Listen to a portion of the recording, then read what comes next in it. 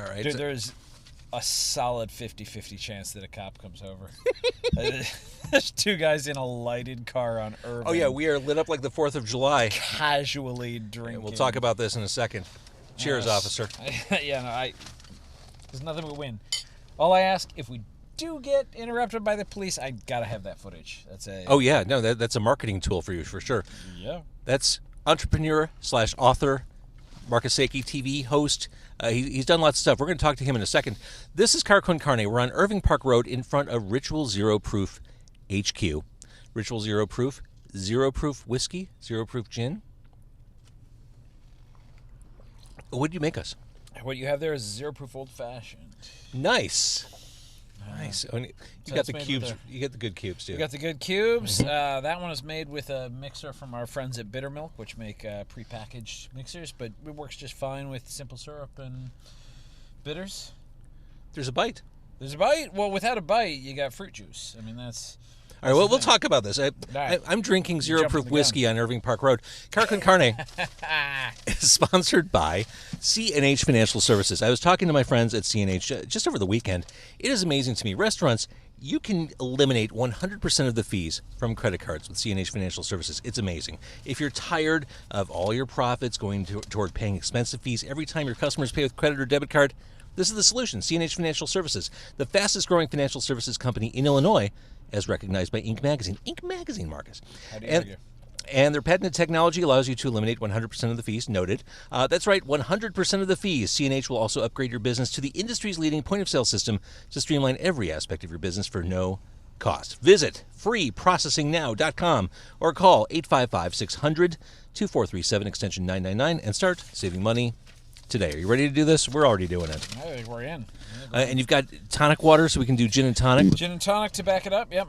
So Ritual is new. Like, you just launched this product line in September? Yep. Yeah. You know that scene in Christmas Vacation where he lubes up the sled before he takes it down? Uh-huh. Yeah, that's been Ritual.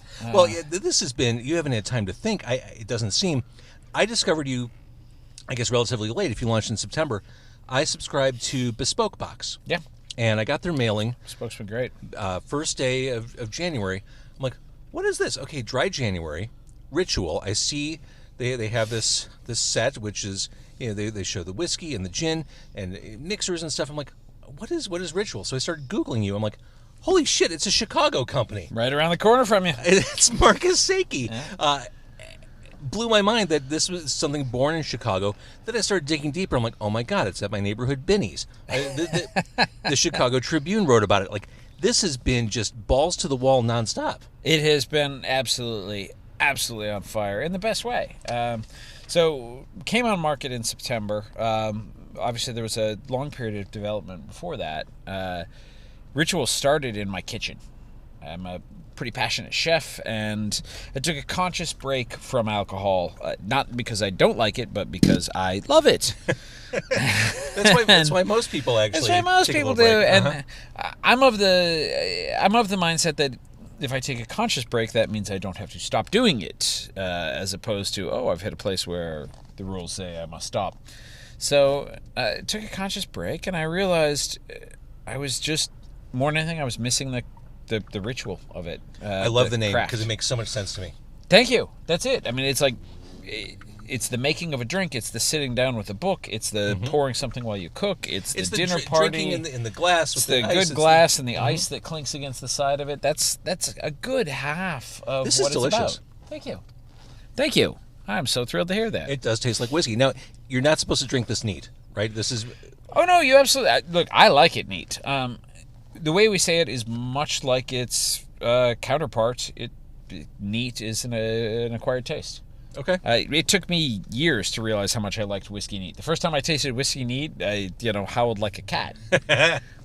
And who didn't out there, right? I mean, nobody's like, oh, that's home. It becomes home. Someone just messaged on the Facebook live stream, pace yourself, James. I'm good. Cheers. There's no need. Just going to pound this shit here on Irving. Bang it out, man. I got another bottle in there. So you were on a break with whiskey, and you just Was it an idea? I just want to create this for my own enjoyment, or this is a business model? No, it was for my enjoyment. I like making things. I'm a novelist. You're a creative type. I'm a cook. I made the conference table in our place in there. I made that. I like making things. So now, traditionally, creative types like that make terrible businessmen. Yes. Well, happily, I have partners. It's always a good thing. I'm not saying you are. I'm just, I'm not saying I'm not, James. I may well be. No, it's great. It was founded with myself, my wife, and one of my best friends, our best friends, a guy named David Crouch, who's a natural foods entrepreneur. And all three of us have been friends for way longer than the business, and we'd lay in traffic for each other. So it's been a great start. And we officially launched in September, but between my initial idea and September came 500 iterations of the recipes. Oh, sure. Literally 500 with more than 500. Because people, I feel like with a non-alcoholic, a zero-proof gin or a zero-proof whiskey, people will try it, but they're going to look for problems with it. They're going to look to be critical before they actually get to enjoying it. And I don't blame them. I get it. And the way we look at it, I like to liken it to a veggie burger, right? It's not a cow. There is no veggie burger in the world that will fool you that it's cow. Right. That's fine. There's That's still a great comparison. plenty of opportunities where a veggie burger is a useful choice, the right choice, the choice you want to make. And that's where we are. On that note, the quinoa cowboy veggie burger from Trader Joe's, delightful.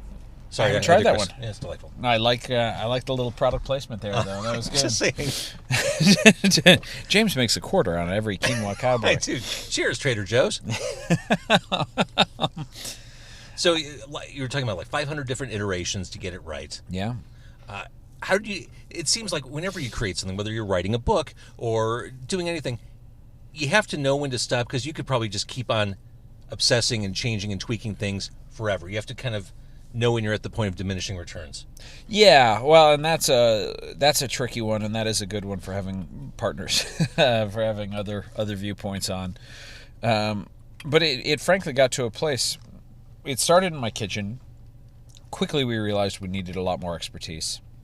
Moved on to working with some of the best distillers and flavorists in the world, like just flat out, literally in the world, and went through hundreds of iterations with them. And there comes a point where you can feel the returns are diminishing. Mm-hmm. You can feel the curve leveling out, and we just knew it was good. I mean, it had a taste and a nose and a burn that, while not exactly the same, it fooled you.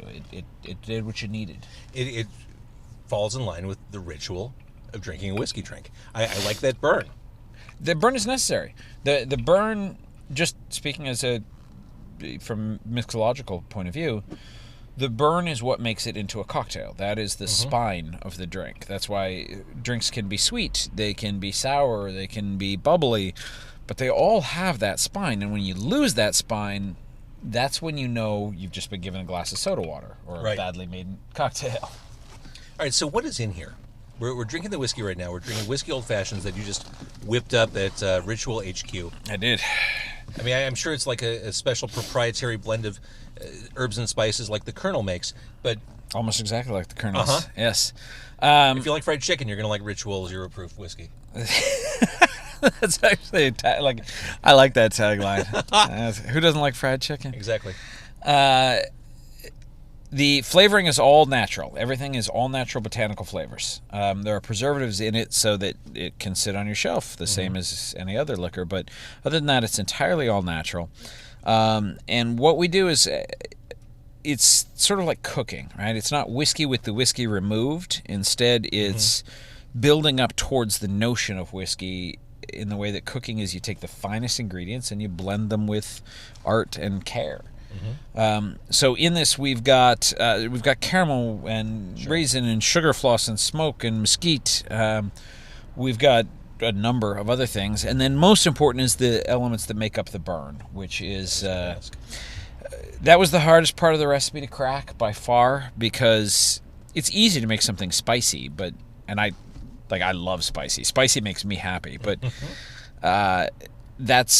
whiskey doesn't taste spicy, and we can't replicate the exact effect of ethanol on your tongue. But we could, with a really long development process, find a way to fool your tongue. So there are chilies in it, a couple of different chilies, but then there are things to counteract the chilies. There's spearmint and peppermint that cut it some. There's menthol.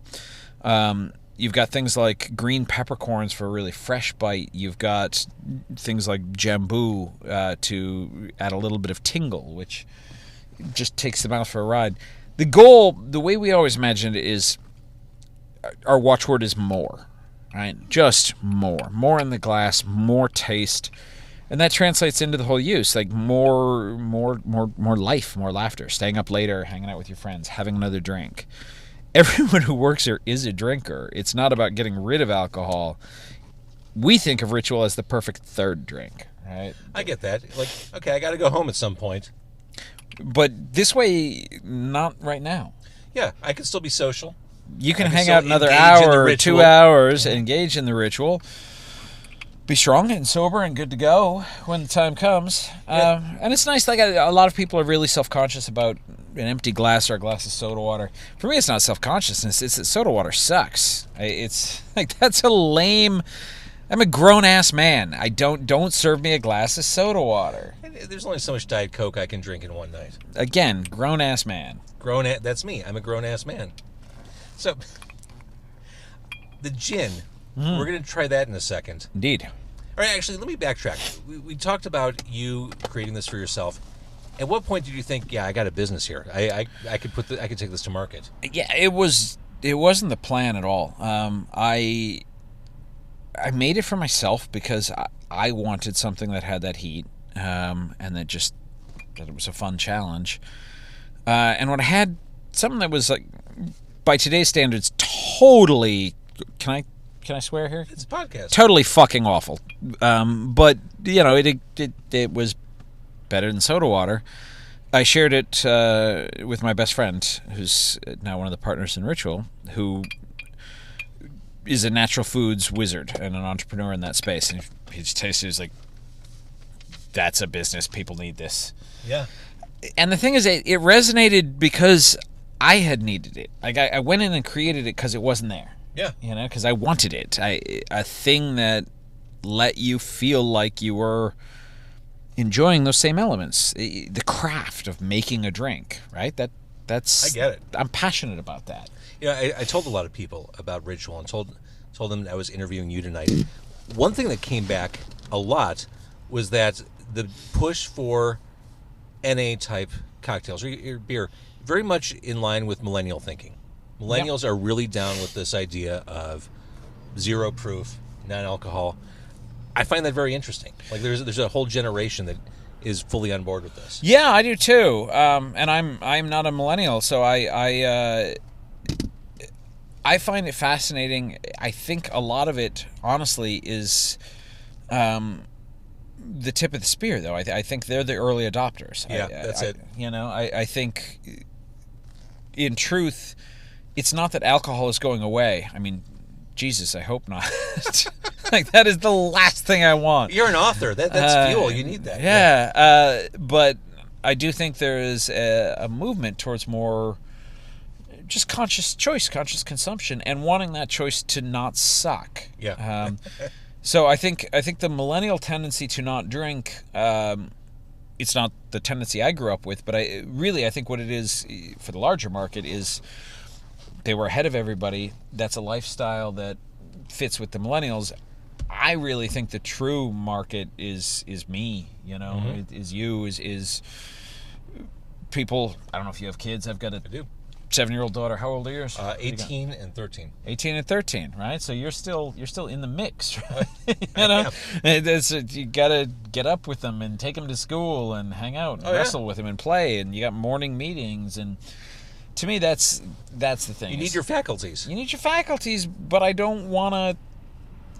None of us want to give up that sense of adventure and life, and that little whiff at the end of the night where it's like, I don't want to be responsible and go to bed. Right.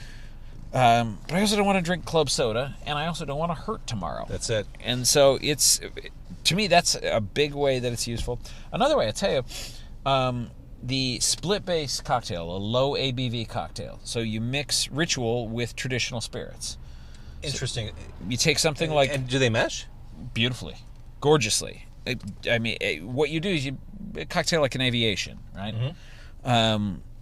Lightweight in spirits, but there are other spirits in it. Gin is the foundation of an aviation.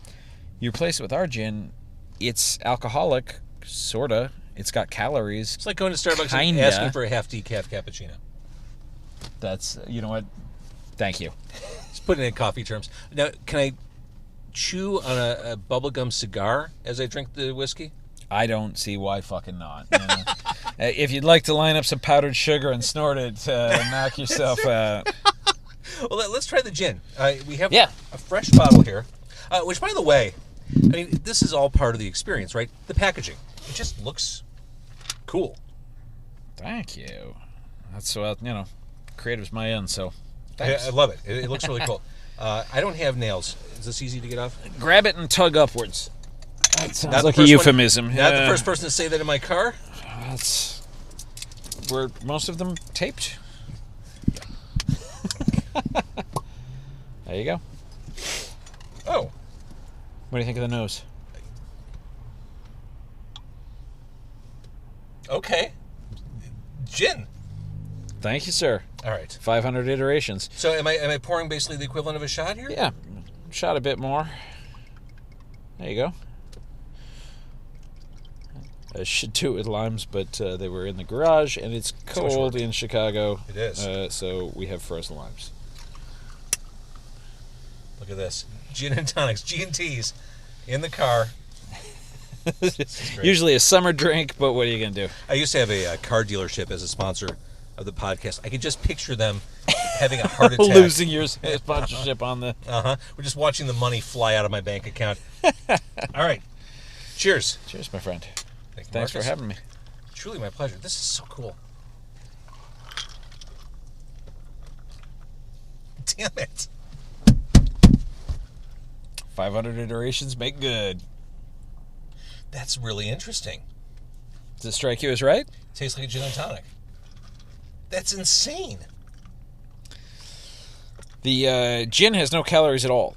No alcohol, no calories. Dude. So this is really good. Right? Thank you. And I love alcohol. I'm not trying to get rid of it, but another tool in the kit. Yeah, so you're at a party this summer, you're drinking gin and tonics all night. Time to change out at the end. The classic professional drinker's wisdom is you have a cocktail and then a glass of water and then a cocktail. That's like the classic. What if you had a cocktail and then a Ritual and then a cocktail? Yeah. All right, what's the bite? Same kind of concept for the bite on this? Yep, the heat system is very similar, but the gin is aimed at being really herbaceous and refreshing. There's notes of You're right, a lime cucumber and lime. Yeah, it really tops it. Fresh herbs, basil, parsley. It's all natural botanicals. Everything in it is distilled at the peak of its season and very carefully combined. This is great. Thank you.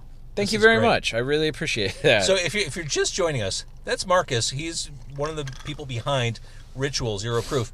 We just drank Zero Proof whiskey, old fashions. We are now drinking Zero Proof gin and tonics.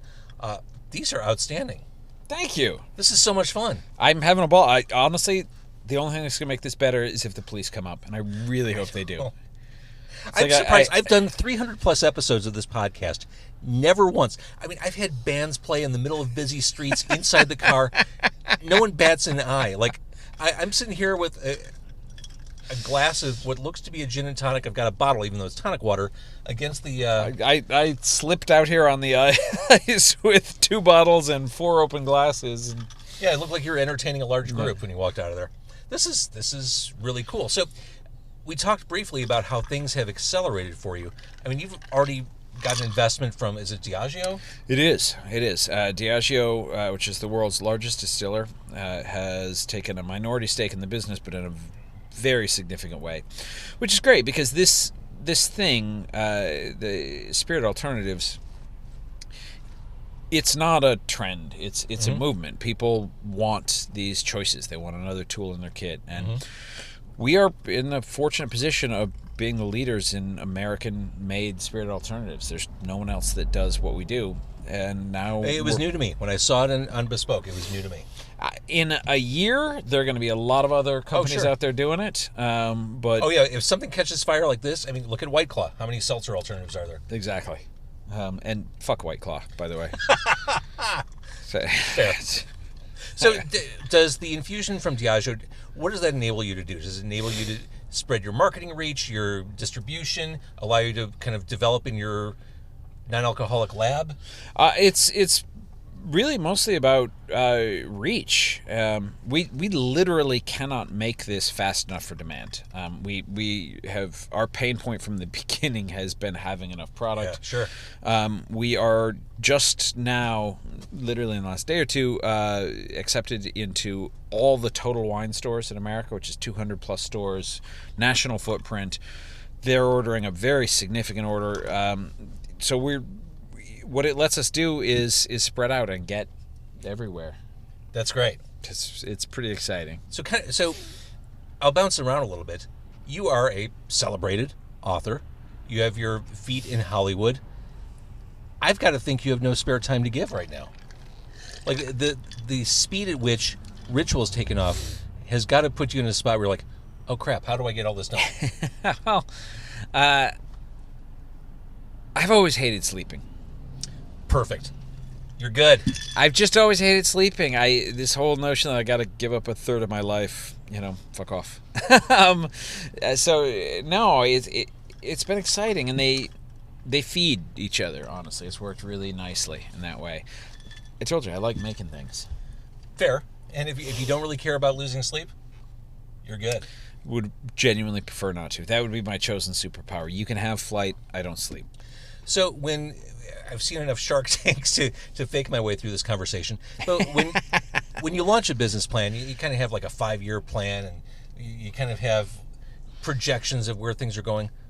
Where do you think this is going to be in 5 years? Yeah, well, the funny thing with this business, and it's a joke that we make all the time, is the acceleration is so great. The demand for this, the demand, but more than that, more importantly, I think, just as a word guy, the underlying desire for another option is so great that we can barely keep up, and our plans change not just on the weekly, but kind of on a daily basis. You got to be nimble, as they say. We have to be very nimble on a corporate level, but where I think it's going overall, this stuff is not. It's not a fad. It's not a trend. The same way that veggie burgers weren't, that Greek yogurt wasn't, that these things that there was a time when it was a weird novelty, and then now all of a sudden we can't imagine life without it. And I would happily drink this on the regular. Thank you. I recommend it. Easily found at Binny's, Total Wine, Amazon. Well, that's just it too. I mean, I know there are craft breweries in and around the Chicago DMA that have been dying to get into Binny's. It's a hard nut to crack. You got right in. We did, and our goal was to go in on a very calculated level, because we knew this was a new product, so we thought we'd go very small. The plan was to start in 3 stores. Before it happened, it was 4 stores, then it was 6 stores, then we were on shelves doing demos, and it was 10 stores, then 12 stores. And this really isn't us muscling. That's what I mean when I say the underlying desire. It's demand is a marketing term. I'm talking about desire. People want this. Will you stay in Chicago? Me personally, the brand? The The brand will. We are Chicago born and bred. See, that's all I want to hear. Yeah, no, are you kidding? The brand's not going anywhere. What about Marcus? I'm not going anywhere. All right, good. Well, the winters are, getting a little wearisome. It's possible I've lived here my entire life. You came from Michigan, right? Yeah. I've lived here my entire life. I got to the point of absolute winter fatigue, maybe beginning of December this year. For the first time in my life, I don't know what took me so long, I bought a snowblower. I finally bit the bullet. Changed my perspective on everything. So you actually had shoveling fatigue. Well, yeah, and I lived on I live on a corner, so every time it snowed, I'd have to shovel front of house, down the street to the alley, in front of the garage to the back door, and sometimes I would shovel first thing in the morning on those bad snow days, and by the time I got home, it looked like nothing had ever happened. Yeah, no, that's horrifying. Yeah, no. So winters can take their the winters. Yeah, the winters do. The winters do. I live in Roscoe Village, so I think if I got a snowblower, I'd have to get a snowblowing route and go door to door and make a little extra cash. Just show up, put it in the till for ritual. Let's talk a little bit about your career as an author. It seems like you can't say your name without mentioning some sort of Hollywood connection these days. The most recent one I saw was with Will Smith, your most recent book. Yeah. That's actually a really fun one because it's one book before the last, or one that was the series. It's the Brilliance Trilogy. So the first of the Brilliance Trilogy came out in around 2014. And it was very fortunate. It went at auction. Legendary bought it, Legendary Pictures. Mm-hmm. Will Smith was attached. It was happening. We were 3 weeks from shooting. They had massive budget against it. They were spending on everything that goes into making a film 3 weeks before it starts shooting, and everything explodes between personality conflicts and schedules and, I don't know, things I wasn't part of. The writer's the last guy on the list. So that was 2015 or so. Spin back around, the book comes up again, has left, is no longer owned by the studio. Will Smith is still interested years in. So he came back. He's a believer. He apparently really loves the thing, sees the possibility. So, yeah, Will Smith is signed on to do it with Paramount. We're finalizing details now, but it's pretty exciting. And it makes sense. I mean, I think that's what Hollywood wants. They want a well-written, dependable franchise. And if you deliver a trilogy, that's money in the bank for Hollywood. That's a no-brainer. Honestly, you said well-written, and I zoned out. I was just happy there. And then, it's funny. I mentioned I was going to be interviewing you. A lot of people mention, oh my God, The Blade itself. I love that book. One person said it's one of my top 5 books. Really? Ever. Yeah. It's fun to read that. What happened with that? Affleck got involved? Yeah. Early on, Matt Damon and Ben Affleck's company bought the rights to it. There was a screenplay put against it. That one, nothing in particular happened with. I have long suspected with, all love Ben, no problem. I kind of think he bought it because he was making The Town and he didn't want competition.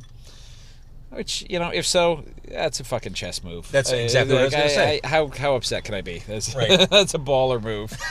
It's a total baller move. So, as you write, I'm sure it's not hard, but I should ask, is it hard to kind of put away any consideration like, oh, this is something that would totally connect with Hollywood? This could be a TV show. Is it hard to keep that purity of creativity? Well, I'd argue that I don't want to keep that purity of creativity, but nor do I want to write to this notion of this will make it a Hollywood blockbuster. Mm-hmm. First of all, because that usually just makes a steaming pile. Right. But we live in an era where more than ever, writing is actually starting to be valued in these other arenas, especially with television, but that's trickling up to movies. And I grew up on movies. I'm not anti-movie. I couldn't write a book to be made into a movie, but when I write a scene, one of the many criteria is, would this look cool? Mm-hmm. But this partly look cool on screen. It's also look cool in my brain, right? Yeah. I mean, you think cinematically. We think cinematically. Mm-hmm. Movies have informed our fantasies and vice versa in such a way that, of course, we think about would it look cool, and we should think about that. That's why no one has made a good hacker movie, right?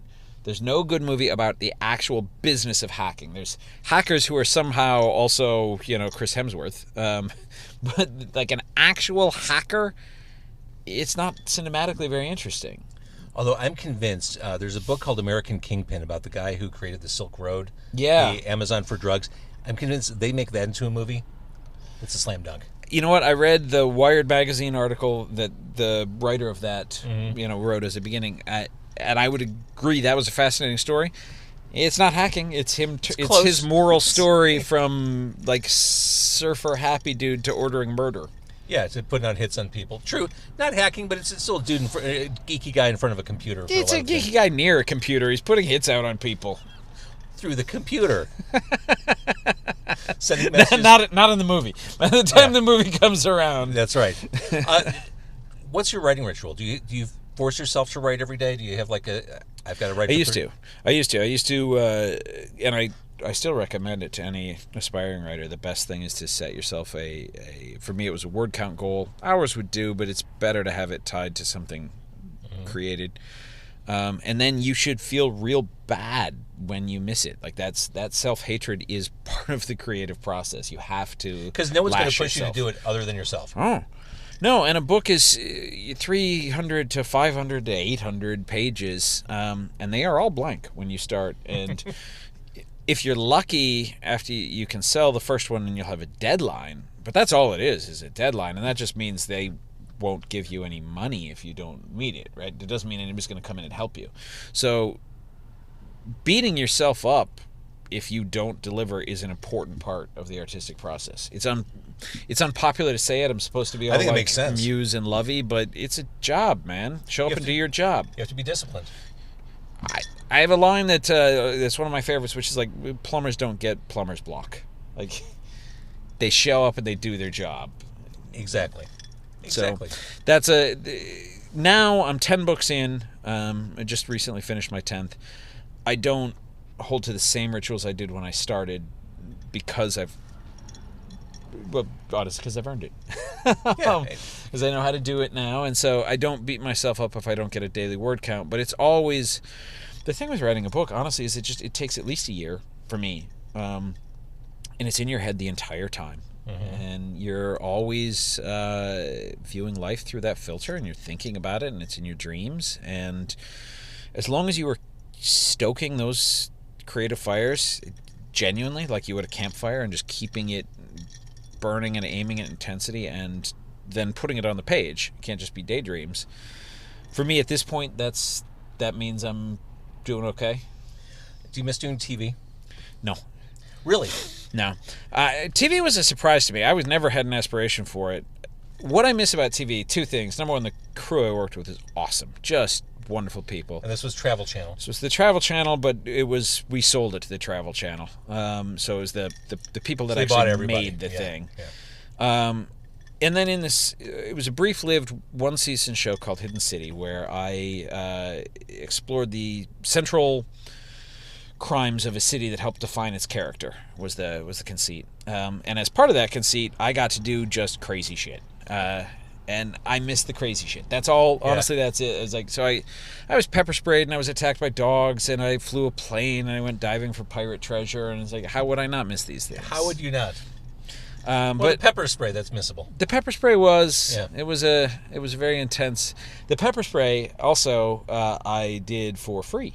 The pepper spray was part of the sizzle reel to sell the show. Oh my god! And it was only as my head snapped back and the pain started that it really broke through my brain that this was just like a hobbyist thing at this point. That was bad. I don't recommend it. All right, so as we finish our gin and tonics, Ritual Zero Proof, thank you, by the way. I do want to mention Ritual. You can find it if you're watching in Chicago. If you're listening in Chicago, we mentioned it's at Binny's. It's at Binny's. Look for it, order it, or get it through Bespoke Box, like I mentioned. Have it delivered to your home. Yep. Amazon.com, ritualzeroproof.com. Oh, yeah, of course you can do it on Amazon. Yeah, it's a great thing. It's not alcohol. Of course, that makes perfect sense. I know, we had that revelation over and over. It's like, you can't ship alcohol. Oh, right. Yeah. I really enjoy this. And to your point, this was a niche that had been unserved. I really want to make clear, like, it's not about taking it away. It's just about adding more. Yeah. It's not about having less. It's about having everything.